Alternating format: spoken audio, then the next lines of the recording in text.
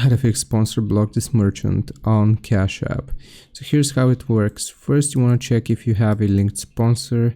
You want to open up Cash App, go to settings, then profile, look for any connected accounts like a parent, manager, or somebody who referred you. You can ask the sponsor to remove the block, talk to the person who invited or manages your account. Can you unblock this merchant so I can send money? If you're a minor under 18, your parent or guardian may be the sponsor.